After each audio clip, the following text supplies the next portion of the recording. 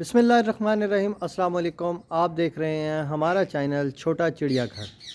अगर अभी तक आपने हमारे चैनल को सब्सक्राइब नहीं किया तो सबसे पहले सब्सक्राइब कर लें ताकि पैरट्स की हेल्थ एंड केयर के हवाले से जितनी भी इंफॉर्मेटिव वीडियोज़ हैं वो आपको टाइम टू टाइम मिलती रहें। तो वक्त ज़ाया किए बगैर चलते हैं हम अपने आज के टॉपिक की तरफ। लेकिन उससे पहले मैं आपको एक बात बताता जाऊँ, सर्दी डे बाय डे बढ़ती जा रही है और ठंडी हवाएँ इंतहा से ज़्यादा बढ़ रही हैं। सूरज ने तो वैसे ही अखीर कर दिया। आप देखें, सूरज तो बिल्कुल भी नहीं निकला हुआ। सूरज को भी उसकी अम्मा ने मना कर दिया कि तूने हरगिज़ बाहर नहीं निकलना, सर्दी ना लग जाए। खैर, तो हम चलते हैं अपने शेड की तरफ और डिस्कस कर रहे हैं। आज जो हमारा टॉपिक होगा वो डेड एंड शेल के हवाले से होगा कि जो पैरट्स की ब्रीड आती है उनमें डेड एंड शेल की शिकायत क्यों आती है, उसकी क्या रीज़न्स हैं। तो वो रीज़न्स भी इंशाल्लाह मैं आपको साथ के साथ बताऊँगा और कोशिश करूँगा उनका सलूशन भी आपको बताऊँ। तो उस पर अगर आप अमल करेंगे तो इंशाल्लाह अल्लाह पाक से बड़ी उम्मीद है आपके पास डेड एंड शेल की शिकायत हरगिज़ भी नहीं आएगी। तो कुछ बातें ऐसी होती हैं जिनको हम निगलेक्ट कर जाते हैं, इग्नोर कर जाते हैं। उनको कभी भी इग्नोर नहीं करना चाहिए। अगर हम उसको इग्नोर करेंगे तो हमारे पास डेड एंड शेल की शिकायत बढ़ेगी, बच्चा हैच नहीं होगा, हमारा सीज़न वेस्ट होगा, हमारा टाइम वेस्ट होगा, हमारी एनर्जी वेस्ट होगी। मैंने इतना टाइम भी लगाया, सीज़न भी सारा मेरा डिस्टर्ब हो गया और मेरी एनर्जी भी वेस्ट हो गई, कोई फ़ायदा भी ना हुआ। लेकिन उसमें आपने ये देखना है कि ये जो डेड एंड शेल की शिकायत आ रही है, आया क्या हमारी गलतियों की वजह से तो नहीं आ रही। तो वो इंशाल्लाह मैं आज आपको बताने जा रहा हूँ। तो जी दोस्तों, हम आ गए हैं अपने शेड में और अब हम डिस्कस करने जा रहे हैं कि ये डेड एंड शेल की जो शिकायत है वो क्यों आती है और क्या रीज़न्स हैं, और उसका इंशाल्लाह आपको सलूशन भी बताएंगे। जितना हो सकेगा कोशिश करेंगे, कवर करेंगे। अगर कोई बात रह जाती है तो आप उसको दोबारा से हमसे पूछ सकते हैं और इंशाल्लाह हम कोशिश पूरी करेंगे कि उसकी क्यूरी को कंप्लीट कर कर आप तक उसका जवाब दें। तो सबसे पहली जो रीज़न आती है, अगर बात की जाए डेड एंड शेल की, तो जिस टाइम लेइंग कर देती है फीमेल, एग्स लेइंग हो गए, बॉक्स में आ गए, तो बहुत से लोग ऐसे हैं जो एग्स को रिवॉल्व करते रहते हैं, यानी कि बार बार उनको चेक करते रहते हैं। अगर आप बार बार एग्स को छेड़ेंगे तो उसकी रीज़न ये होनी है कि एग की पोजीशन चेंज होती रहेगी। जब पोजीशन चेंज होगी तो फिर आपके पास डेड एंड शेल की शिकायत होगी, क्योंकि उसकी रीज़न ये होती है, सारे से बड़े जो उसका सोल्यूशन है कि फ़ीमेल अपने तरीके से, उसको कुदरती तौर पे अल्लाह पाक ने फ़ीमेल को एक अकल दी हुई है परिंदे को, कि वो कुदरती तौर पे उसको पता होता है कि अब मैंने एग की जो शेप है वो किस तरह से चेंज करनी है, किस तरह से उसको रिवॉल्व कर कर अपने नीचे रखना है। बहुत से लोग ऐसे होते हैं जिस टाइम देख लेते हैं कि हाँ जी ये फर्टाइल है मेरा एग, तो वो एक हफ्ता पहले चेक करने लग जाते हैं तोतों के अंडों को। दूसरे नंबर पे अगर बात की जाए तो वो कह सकते हैं हम कि बैक्टीरिया आपके हाथ में हो सकता है। आप फीमेल की लेइंग को उठा लेते हैं जिसकी वजह से बैक्टीरिया जो है कंटामिनेट कर जाता है और बच्चा उसके अंदर बीमार हो जाता है। बीमार होने की वजह से बच्चा जैसे ही कमज़ोर होगा उसके अंदर वो वीकनेस पैदा होगी और वीकनेस पैदा होने की वजह से वो अंडे को तोड़ नहीं सकेगा। जब वो अंडे को नहीं तोड़ सकेगा, हैचिंग नहीं होगी। डेड एंड शेल की दूसरी रीज़न आपके पास ये आ जाती है। तो आपने ये भी कोशिश करनी है कि कभी भी आपने जाकर अंडे को नहीं उठाना। अगर आप अंडा उठाना भी चाहते हैं, पहले तो उठाएं ना हरगिज़, क्योंकि रिवॉल्विंग पोजीशन का आपको पहले मैंने बता दिया। अगर आपने अंडा उठाना भी है तो कोशिश करें कि आप अपने हाथों को सैनिटाइज़ करें, उसके बाद अंडे को उठाएं। इसके अंदर 70,000 पोर होते हैं ऑलमोस्ट। इन 70,000 पोर्स की वजह से किसी एक पोर से भी अगर बैक्टीरिया अंदर चला जाता है तो आपको नुकसान होगा, डेड एंड शेल की शिकायत आएगी। फोर्थ वन, आपने ये कोशिश करनी है कि इनको प्रॉपर डाइट दें।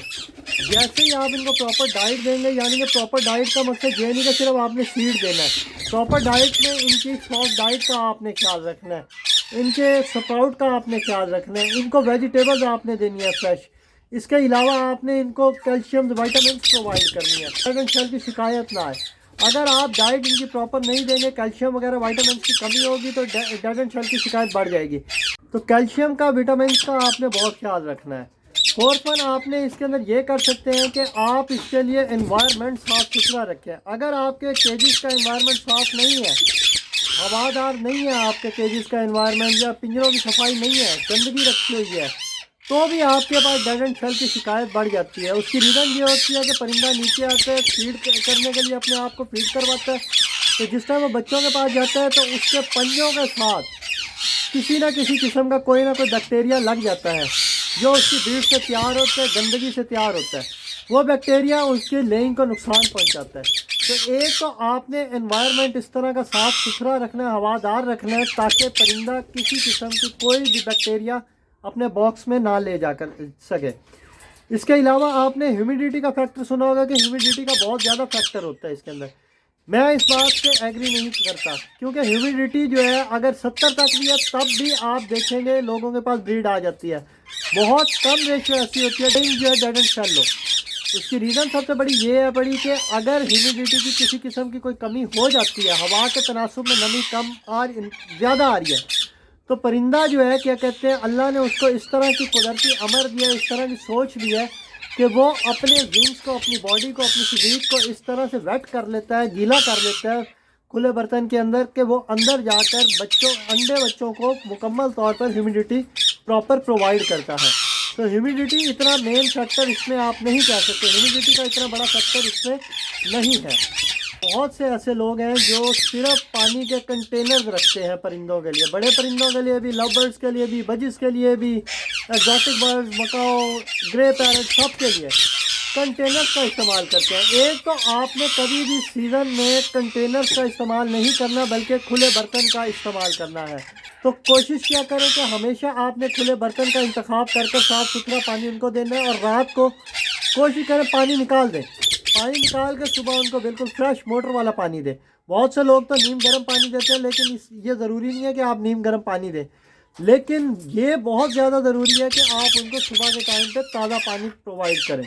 इसके अलावा आपके पैरट्स आपके बीमार हो जाते हैं, और आप बीमार हुए पैरट्स को दोबारा से ही ब्रीड पर लगा देते हैं सीज़न में, तो ये सबसे बड़ा फैक्टर आता है। एक तो आपने कोशिश करनी है कभी भी बीमार परिंदे को फ़ौरन ही ब्रीड पर नहीं लगाना। आपने एक सबसे बड़ी रीज़न डेड एंड शेल की ये भी आती है कि आपने बीमार परिंदे को अपने शेड में लगाया, उसने ब्रीड किया, आपके पास शिकायत डेड एंड शेल की आ गई। जैसे ही आपका सीज़न एंड होता है तो आपने कोशिश करनी है, आपने कुछ फ्लाइट केज इसके लिए बनवा लेने हैं।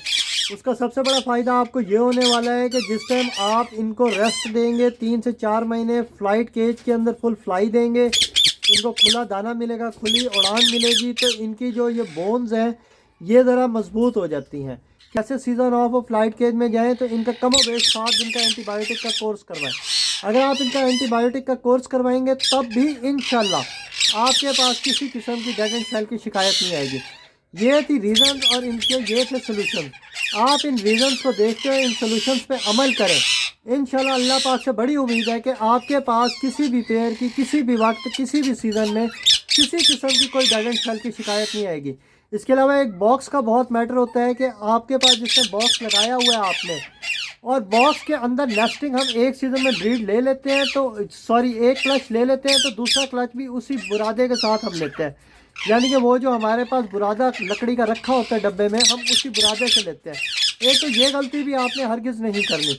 आपने कोशिश करनी है कि बुरादा एक क्लच के फ़ौरन बाद दूसरे क्लच में चेंज कर दें, ताकि जो है क्या कहते हैं आपका परिंदा कंफर्ट फील करे और उस जगह पर वो दोबारा से लेइंग कर सके।